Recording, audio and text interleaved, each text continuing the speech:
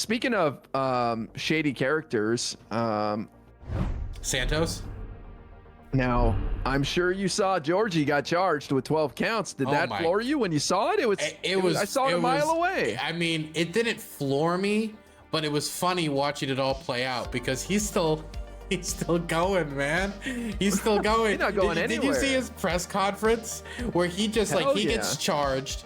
He doesn't release any statements before it gets charged. And then after the charges are announced, he steps out in public in front of all the cameras. He gets swarmed on every side. Everyone's taking videos, everybody's taking photos.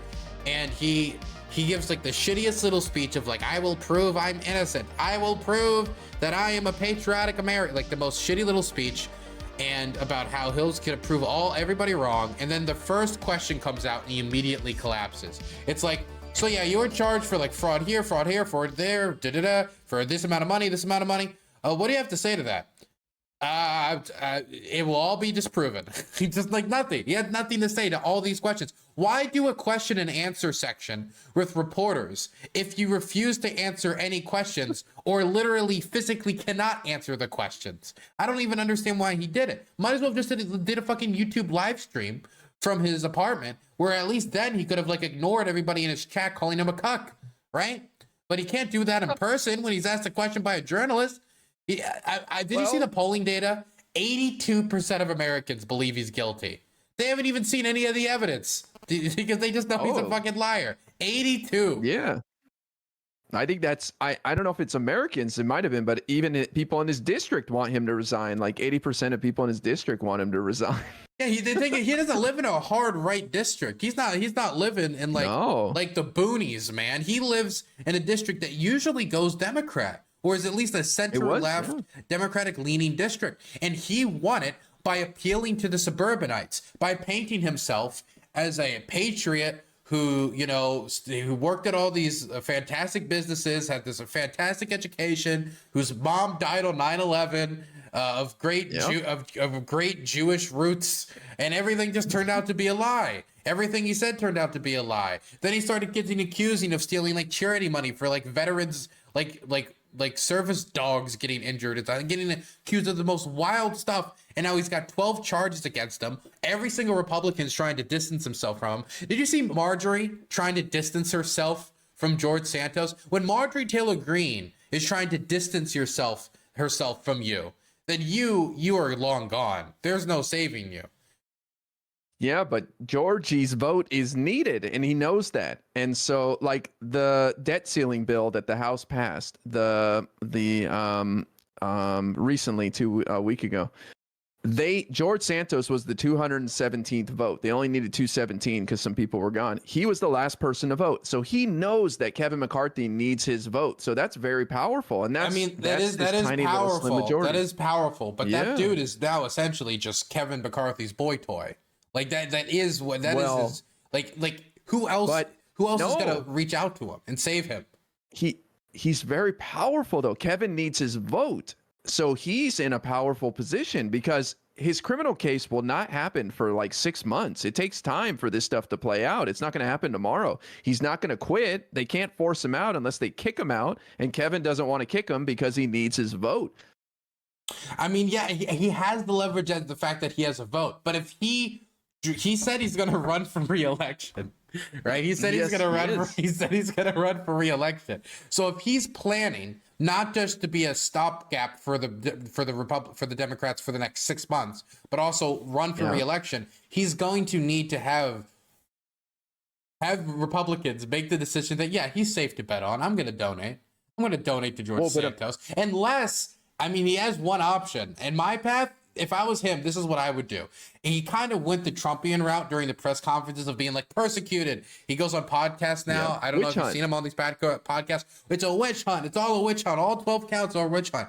Maybe he's just going to play the Carrie Lake, I'm prosecuted. The Democrat deep state, George Soros, is coming for me. Give me all your money. And that's the only way he can fundraise enough to mount some sort of campaign that is bound to lose anyway. If I was him, that's the only path for him forward, because the only way you still back George Santos is if you refuse to believe any evidence offered to you of a conservative doing something wrong, which is that 12% who does not think that George Santos is guilty. It's not even that far fetched of an idea. He can't win in that district. It's impossible. He's not going to win it. He's not going to win again. He cannot win, but he can extract a lot in order to not resign. That's his one power card right now, because he could quit tomorrow and then Kevin McCarthy's screwed. So it's like, no, Kevin, you're going to endorse me for re-election. That's what you're going to do, or I'm going to quit and you're going to be screwed. Because without his vote, Kevin McCarthy would not have got that debt ceiling bill. I didn't really think about that. But also, like, all the relationships he has in Congress are unbelievably strained now, because it's hard to associate with George Santos. Because as much as he has leverage with the fact that he is one of the few votes that they have in order to like get legislation through to get anything done, even though of course they don't have control of the Senate.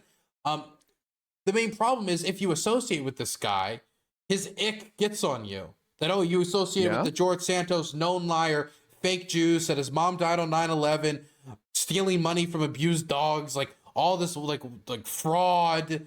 Like tax fraud, stealing government handouts. I mean, like this, like he's everything that you're supposed to hate as a Republican, right? Probably doesn't help with the Republican base that he's gay too. I'm just gonna be blunt. I mean, he's toxic to be around. So it's hard for me to imagine that Kevin McCarthy is like, I'm going to associate with him enough to get him reelected or to give him enough to be reelected. That's why I feel like Ron DeSantis is not going to want to associate with this person. Definitely as more and more of this evidence comes out, because I'm sorry, that motherfucker guilty as fuck. I don't need to see any of the evidence. He's guilty. He's guilty. Electric chair. No, not electric chair, but guilty. Wow. Guilty. Wow. He would tell you it's a witch hunt. They got the wrong guy. It's a setup. Well, you know what? It is a witch hunt. That motherfucker's a witch. He's a witch. Well, I'm just blown away by how powerful he is right now because of the slim majority. Kevin McCarthy can only afford to lose 4 votes on every single vote. 4. There's 31 House Freedom Caucus members, and that doesn't even include George Santos. So Kevin McCarthy is beholden to every single one of these guys, and George Santos is in a very powerful position. Okay, I got an idea.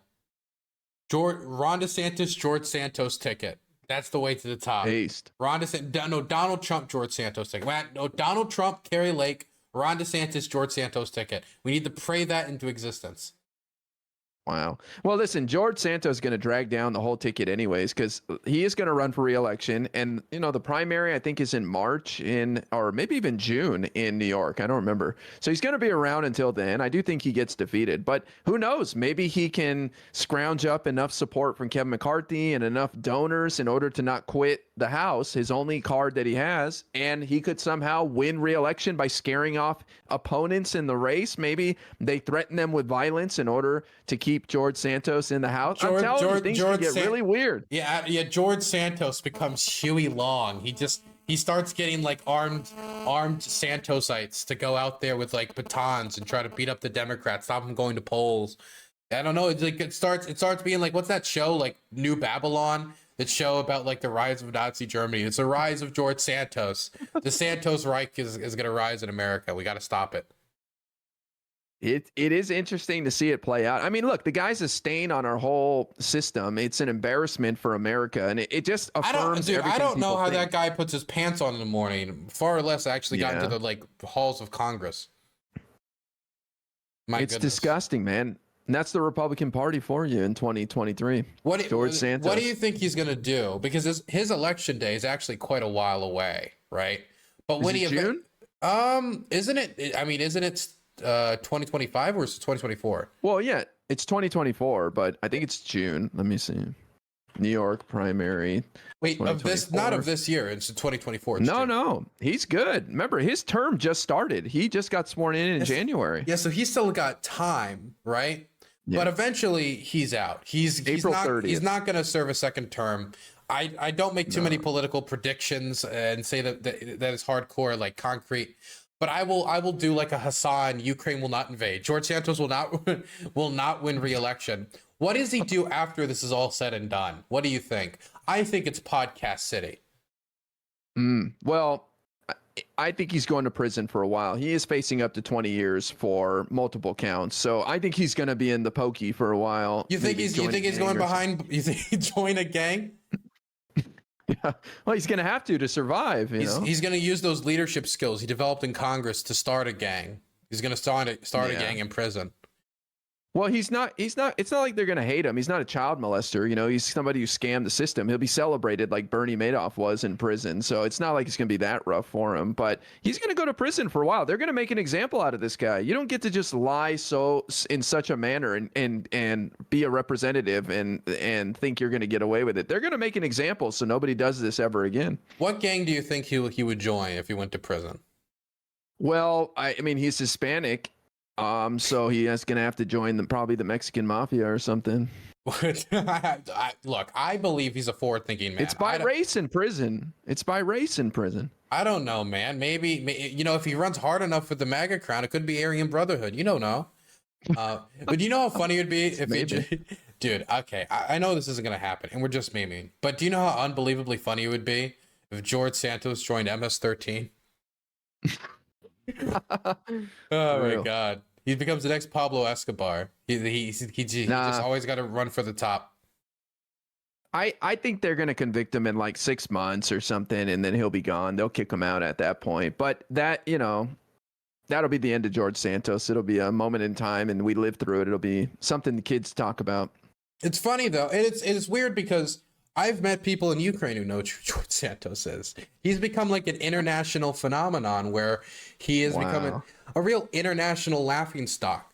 And I think it was, I mean, everyone knows it. I mean, for example, when we were saying like 83% of Americans think he lied, you were asking like, was it just Americans? Like a lot of foreigners know about this. It's like an international joke. It's kind of hard to not find out about somebody like lying about their Jewish heritage. Like, that's such a wild thing to lie about and think you could get away with it. That's the thing that always shocked me about George Santos.